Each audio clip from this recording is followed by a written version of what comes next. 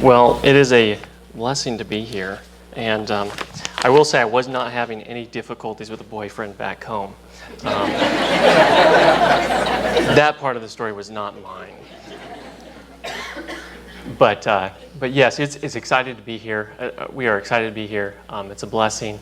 I can remember a couple of years ago being here and kind of sharing, and it's so exciting to be able to be here again and to share about what God has done and reflect back, not upon exactly what Rick said, not upon what we have done, but what God has accomplished in our midst and what God is, using us for, and that's just a huge gift.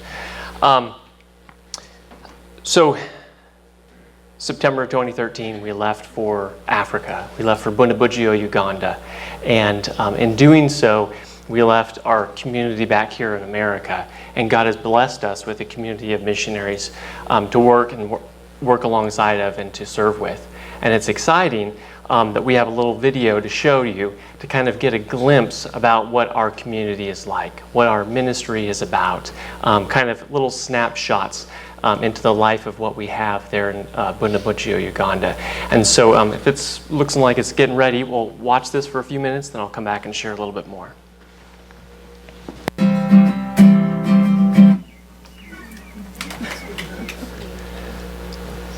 I really like how that song ends. We're not going to study war no more. One of the interesting things about Bundibugyo, Uganda, there's been a lot of war. There's been a lot of preparation for, there's been a lot of running and people scared into the bushes. There's been evacuations over the years. And so that song has significance. We're not going to study war no more. We're going to bring in the peace of the gospel. And that is important for us as missionaries to keep in the forefront, knowing that the people who we are seeking to share Christ with has been through a lot of difficult circumstances. And how can we then enter into their suffering, enter in with them to be able to share the hope of the gospel? And that is the key. We have a few slides that I was going to talk about and go over. Initially, to kind of share with you my family.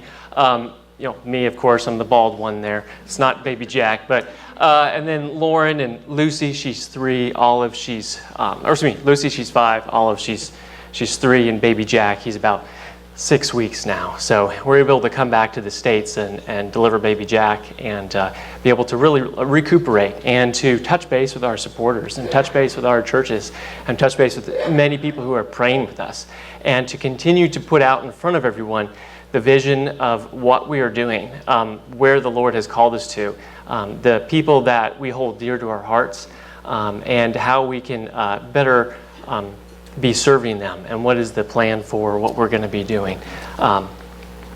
We are in Uganda, and if you're like me, didn't know where on the earth Uganda was, it's in East Africa, right next to Kenya, right next to the Democratic Republic of Congo.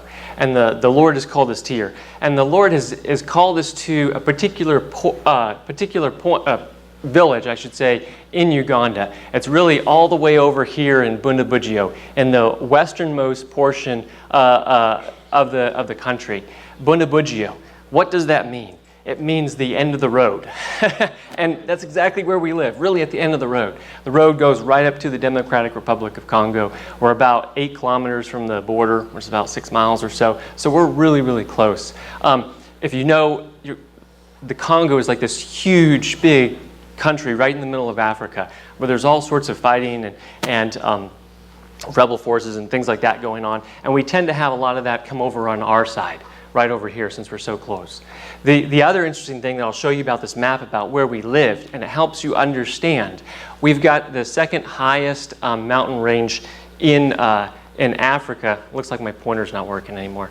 But over here, the Rwenzori mountain range, it's about 16,000 feet at the highest, around 14,000 feet. So it really separates us from the rest of Uganda. It separates that because it's really at the end of the road. And what's interesting, it is like the forgotten district, the forgotten place of Uganda.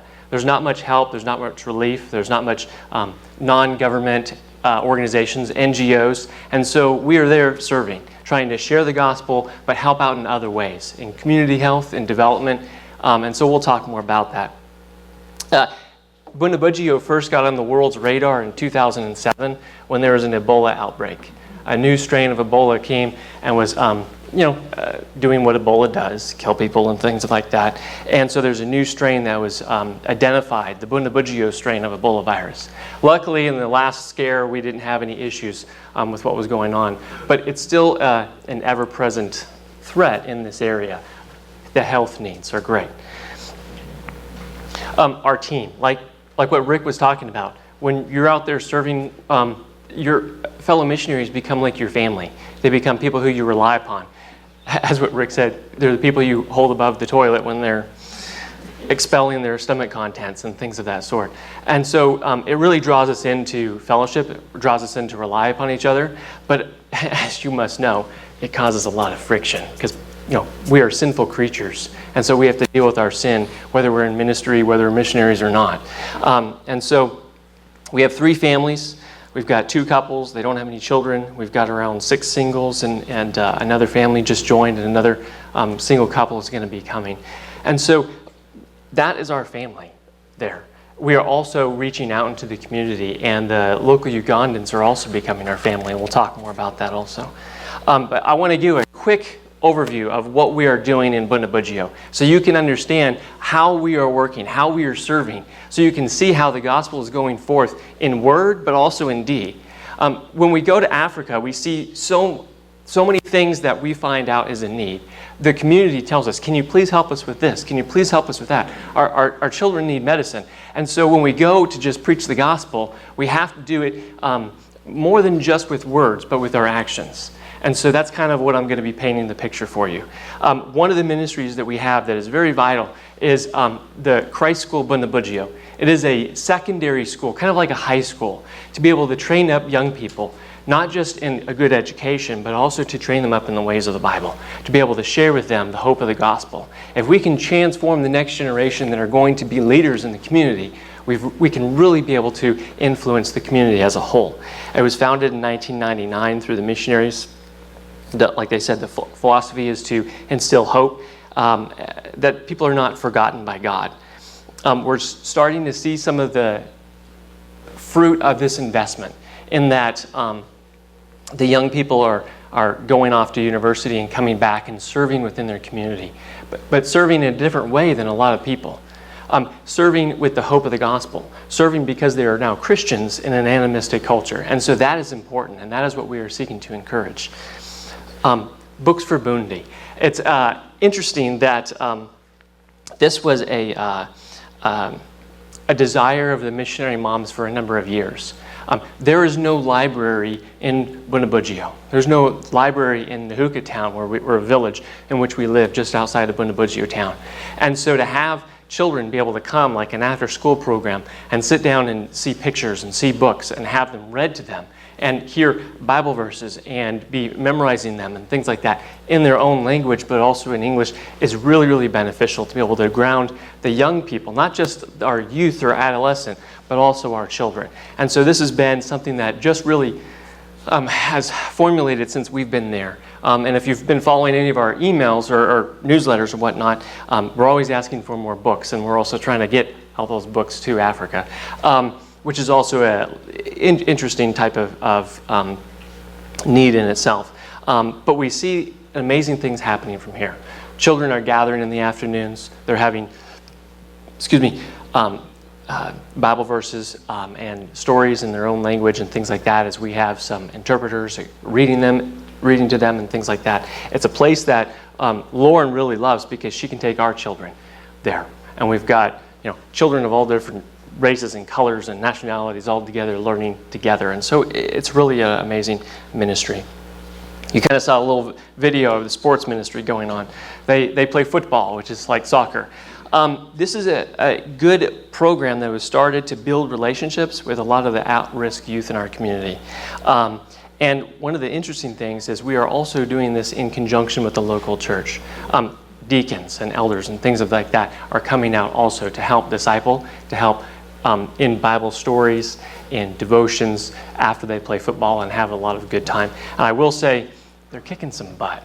I mean, they're really getting really good. And so local other like pickup teams are challenging them, and local schools are challenging them, and they're winning. And so it's really encouraging for them and for us because, you know, it's exciting. Women's ministry. In Bundibugyo, it's a very male-dominated culture. It's a there's not a whole lot of opportunities for women. A lot of times that they are forgotten. They do 80% of the work, and their life can be a bit difficult. And so we have two big things that are going on. Holly Wheeler is leading a Bible study at one of our local church plant congregations. It's interesting. They generally do it in about 3 different languages. So you can imagine going from English to 2 different African dialects. And it's just amazing to see these women that are hungry for studying the Word of God. Pat Abbott, one of our other missionaries, is doing a lot of crafts, teaching different type of crafts. You can see the quilt that they've been able to create.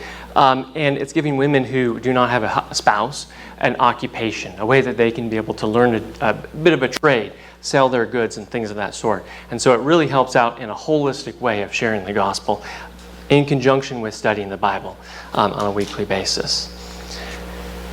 Bundi Water. Josh Dickinson, one of our water engineer on the team, his desire is to be able to serve through his technical skills. Where we are, you can't really like drill a well and just be able to get water underneath the ground. And so a lot of it has to do with a gravity water-fed system from a waterfall and piping it to different villages. And so this is a huge need. What's interesting, it's a bit of a challenge in that our community does not see the inherent value of clean water, because in Bundibugyo, many people don't attribute sickness and disease to, oh, I just drank water that was contaminated. It isn't there. It is, who cursed me? And what kind of relationship is out of balance? You know, who did it? There isn't that relationship there. And so for our community health and development aspect of even just providing clean water, there is still a lot of education. There's still a disconnect. There's still an ability to try and be able to help see what is really going on and to be able to share the gospel this way. So in a way that is a bit challenging at times for Josh. Our children have teachers from the States who come over to help us to train our children. And so like Lucy and Olive and you know, a number of our children that are there, 6+, and we just have 4 more arrive. So we were having about 10 to 12 children there. We have teachers from the States that come over and train our children and kind of do like a missionary school for them, which is a huge blessing. It's a huge blessing for us. We don't have to worry about like homeschooling our children or putting them in the public school, which is not quite like America. And we have several teachers, or we know several teachers in the community, and they've got like 60 kids per classroom and everything like that. So it's just not a situation that we really want to put our children in. But what's interesting is they're sacrificing their time. They're using their skills as teachers here in the States to come and share with our children. So that is a huge, big blessing for us as a team. A huge, big need is pastoral training. Currently, right now, we do not have a pastor on our team. The way that the ministry has transpired in Bundibugyo is that there's been like 3 waves of missionaries coming since like the late 80s, early 90s to Bundibugyo. We've had church planters come and do evangelism, and churches have been planted in the local area. We see that the next wave of missionaries were to do community health and development through physicians. And then within the past 3 years, there's been the 3rd wave, which is our family and the other families that you've seen. And so we're pretty new, and part of our missionary family is we don't have a pastor, and so we're looking for one. But we have had some short-term teams come and do pastoral discipleship and training, which is a huge need. As we talk to the pastors in the area, as we talk to our community leaders, that is one of our desires, and we're hoping to grow and expand. And so if you want to send Rick, that would be great. or Travis, or any one of the leaders. We're trying to come and just reap from the harvest here to take over to Africa. It's a huge prayer request for us to be able to send pastors to work alongside of us and to be able to help out. Continue to be praying that the Lord would raise up pastors for us to help train our local pastors. They're desiring to help, they're desiring the need. It is a huge need, and that's what they keep on asking us. And a little bit more into the medical community development arm, in which I've been more working with, per se. As a physician assistant, after spending time in Belize, I felt the need to go back to school, coming back to the States, and go study as a physician assistant, so I can be able to go back internationally and work as a medical missionary. I saw that the opportunity to be able to help somebody when they're sick really can open the door to share the gospel. And we even see that in our lives when we're like, I won't get into graphic details, but when we're sick and having a difficult time, our body is weak.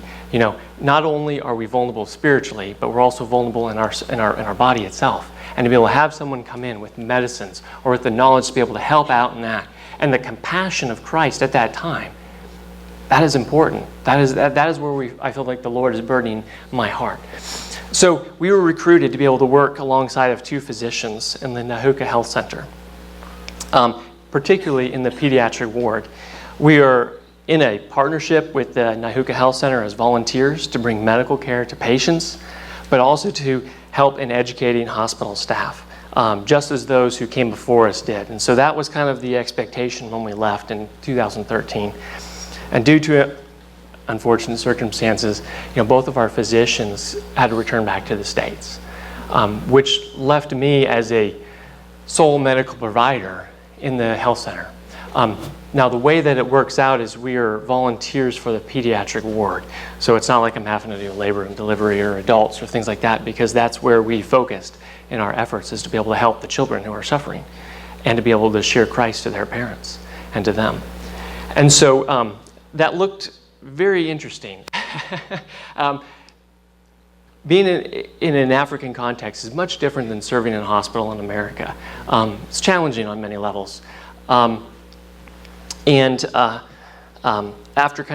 we had about 3 months of overlap between the physician who is returning back to the States to get married. Our other physician returned back to the States for cancer treatment.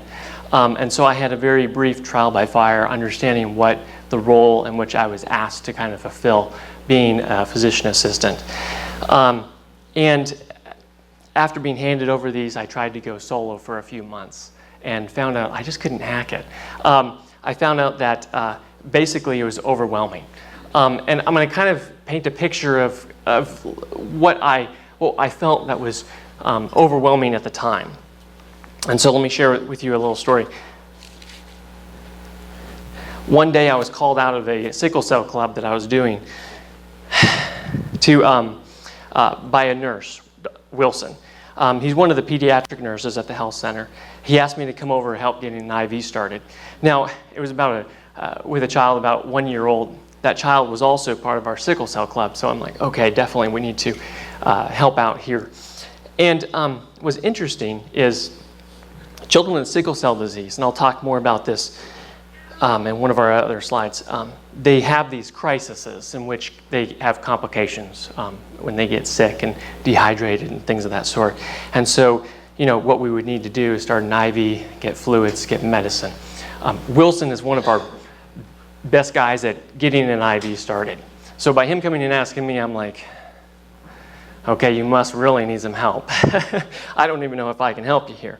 But what was interesting is after I got there, saw what was going on, he was asking me for help. It seemed serious. Quickly assessing the child, I knew that we were going to have difficulty. He was very dehydrated, which makes it very difficult to get IV access. So got down, made a quick assessment, couldn't really feel anything, couldn't appreciate anything, so I did my best. In the midst of trying to do all this, having the parents around, Wilson, me, in the health center, the child stopped breathing. The child died. There was no means of even resuscitating the child. We don't have oxygen, we don't have power, we don't have running water in the health facility, couldn't get any lines started, and that was it. The parents then took the child, started mourning, and took him home. That was one of the children that were enrolled in our sickle cell program. So not only did it affect me feeling completely inadequate. We're there, called there to be a medical missionary, to be able to help. And what are we doing? During my time there, I saw more children die than I felt like I was able to help them. So it's rather depressing, but it really takes a toll on us. And so we came to help, and I felt like we weren't doing such a good job. Meanwhile, being the sole provider there, there was a lot of overwhelming things I had to deal with in that regards. And so that kind of really easily led to burnout very quickly, not having anybody to consult with and things of that sort. So in light of that, I decided, how can I prolong my time? How can I do a good job? How can we be able to focus on doing the best bang for what we can be able to do with our resources, with our manpower, with our personnel? And so I decided to change to focusing more of my efforts on running and equipping the Sickle Cell Club ministry. And one of the things that was good about this is that it was more of a public health program rather than treating the acute medicine. The other side note is I was having a whole lot of difficulty with the district health officer in our area obtaining my license to really be able to practice medicine. And so we had to readjust and to shift.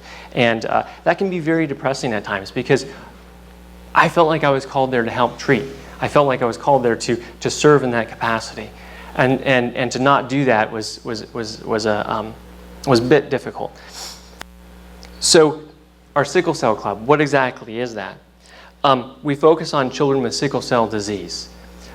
It is very prevalent in our area. 1 out of every 5 Ugandans are at risk for having a child with sickle cell disease, because it is an inherited genetic defect or disorder affecting the red blood cells. So when they're under stress or they get sick, the red blood cells shift and change shape, and they won't transport oxygen. They can get stuck and occluded, and then you can have a lot of organ damage.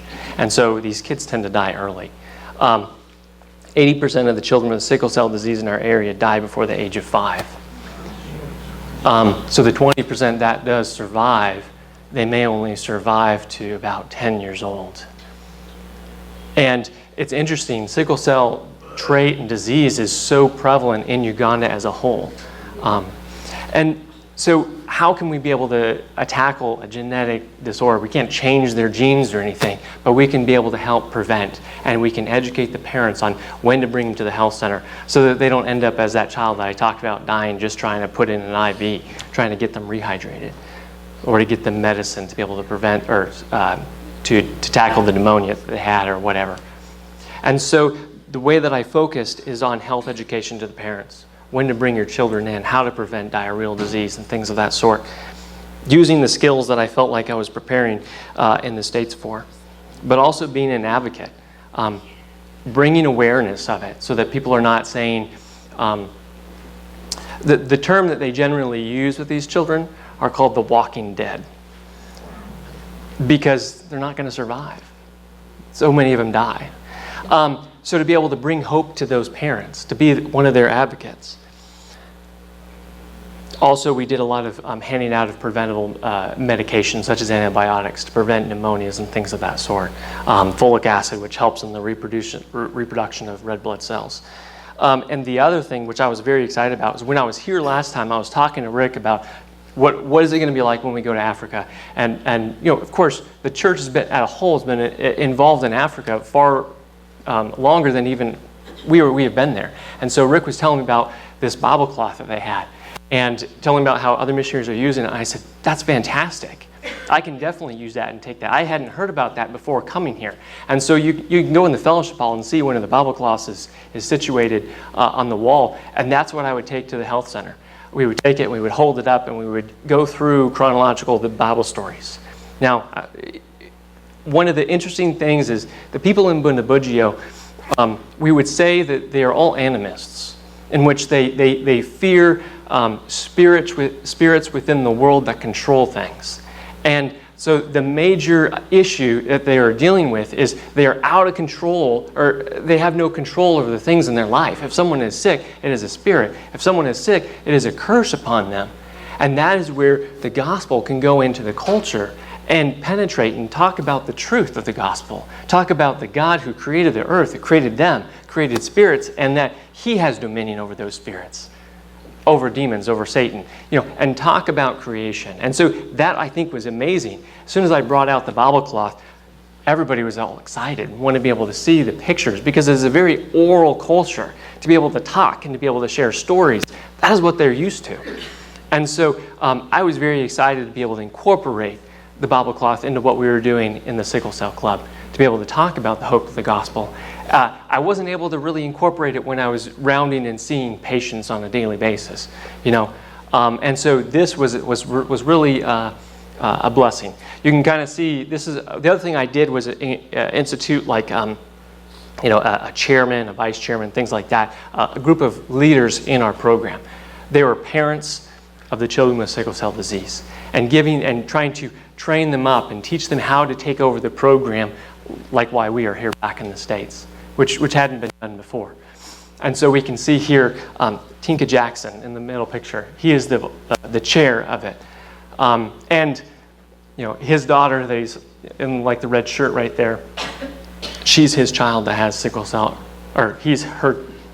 That's his kid.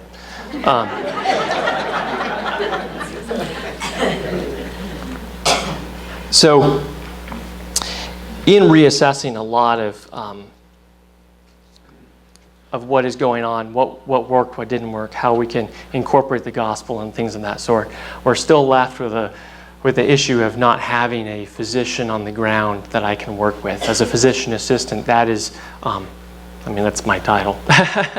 And it makes it a lot more difficult to be able to volunteer and to do what we are doing there because of that. Last December, January, we were able to reassess and kind of come back to the States for a brief period to do some debrief. And the suggestion was that we would be able to get a little bit more training, a little bit more experience, and maybe even formalize an internship that will help me accomplish more and accomplish more of our goals in Bundibugyo. And so we came back to the States in the end of May, beginning of June, to be able to participate and to be able to enroll in a tropical medicine course in West Virginia University. Several missionary doctors I know went through that program, and it was fantastic. I mean, we had a number of doctors from, the U.S. Department of Defense, their tropical medicine program, from the CDC, the World Health, Doctors Without Borders, come and lecture and to be able to kind of fill in those gaps of some of the things that I was seeing. But I'm like, I have no clue what this child is going through right now. And when I was seeing patients, I'd like look everything up in a book and whatnot, because it's rather difficult. We don't see all that stuff here. We don't see malaria. We don't see dengue or typhoid and things like that here in the States. And so it was a great experience to be able to be there for about 2 months. And then to come and have a baby and be able to come and share was also amazing. And then, so January 5th, and many of you asked me, so when you guys go back, what is coming up next? So January 5th, we'll be getting on a plane and going back to Africa. Rather than going back to Uganda, we were going to be going back to Kenya for a 12-month internship. And what is interesting is our organization, Surge, is going to be partnering with Samaritan's Purse to be able to start a family practice residency program in Chogoria, Kenya, which is about 5 hours or so, 5.5 hours, just north of Nairobi, to be able to train Kenyan physicians in a family practice model in which you don't really have many family practice residents or physicians in Kenya. And so it's going to be interesting. It's going to be very exciting for me to be a part of this family practice residency so that I can gain a better practice with Kenyan and American physicians, but also help to understand how they're incorporating education and medical models so that I can be able to take that experience and bring it back to Bundibugyo. The exciting thing is we also just had a physician join our team, and he's going to be getting established there in Bundibugyo. So when I return after this 12-month internship, we'll be able to have a physician to work alongside of. And we are excited about that. We're excited that he has moved his family of all 4 children, all I think under 6 or 7 years old, to Bundibugyo, to the end of the road, to be able to work alongside us. So we're excited about that also. A a few thoughts as I wrap up. Hopefully I'm not going too long. A few thoughts as I wrap up. What is missions really about? I kind of did a lot of like technical stuff about what are we doing per se. But missions is not about what we are doing. And we can easily get that flip-flopped. Missions is about building gospel-centered relationships. It is about sharing the love of Christ. It is about living in community, which I'm learning in Africa means living in community. Mr. Derek, I need some help. A lot of knocks at the door, a lot of going outside of our comfort zones, and building relationships with people to help us do that in a very culturally appropriate way. Because if not, I'd just be like a bull in the china shop, doing it my own American way. But be able to enter into the culture with the gospel. And isn't that the model that Christ has shown us? God became flesh, dwelt among us. And so I want to tell you, the guys yesterday who came to the men's breakfast, you heard about Yosef. That is him in the white hat over there. That is our little gardening angel. Yosef is an elder in the church, Bundibugyo New Life. He became a believer under the missionaries, the first church planting and evangelism missionaries who were in Bundibugyo. He's done evangelism himself, helped plant churches and things of that sort. And so he was a valuable resource. A friend that I didn't know of the first year that we were there. And so in my second term, I learned about Yosef, and I started talking to Yosef, and he started really helping me, and so he became my cultural and language helper. One of the first things he told me when I met with him was he said, "You know, Derek, you need to learn how to transport a dead body." I'm like, what? I thought we were going to learn about like the ABCs or something, of Lewisi. And he's like, missionaries have done it poorly in the back. They want to put the dead body on the roof, and you don't do that. You put them inside. And I'm like, oh, okay. And within a month, I was asked to be able to do that. And that's a great service you can do for local people, people that we know that are friends of the mission, to be able to help if someone dies in the hospital, be able to transport their body back to their house so they can be able to have a memorial for them. And little things that we wouldn't know as Americans. And that was really, really good. How to run our house, how to build relationships, who's really telling the truth and things like that when they're asking for help. And so he has been a vital friend of ours. And he's a normal person. I debated even sharing this.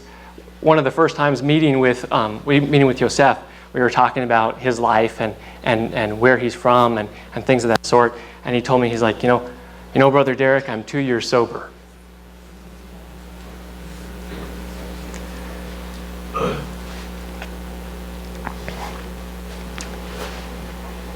Most guys in our community do not talk about their sins. They do not share their feelings. They do not share what their struggles are. And to be able to have a friend like Yosef, in which we have open communication, we can talk about the gospel. We can talk about how it affects our life on the root level, with our humanity. This other gentleman over here, I like this picture. Makes me look huge.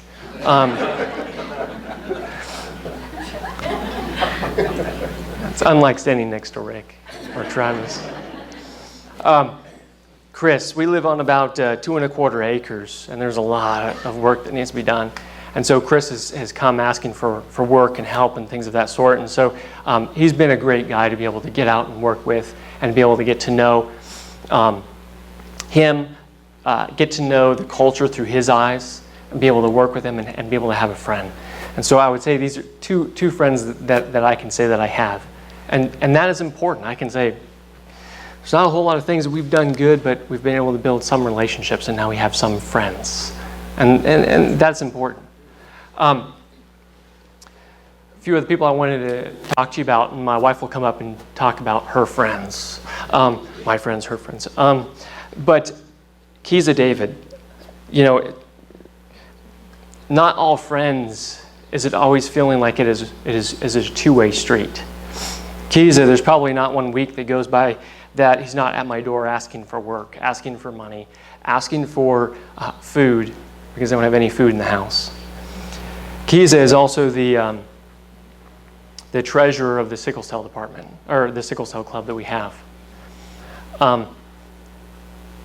Kiza has, I think, 3 or 4 children with sickle cell disease.